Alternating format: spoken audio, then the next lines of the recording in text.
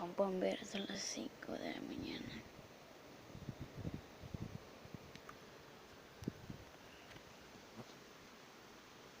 Todavía está oscuro y estoy afuera del balcón, al lado de la pizzería de Mike's.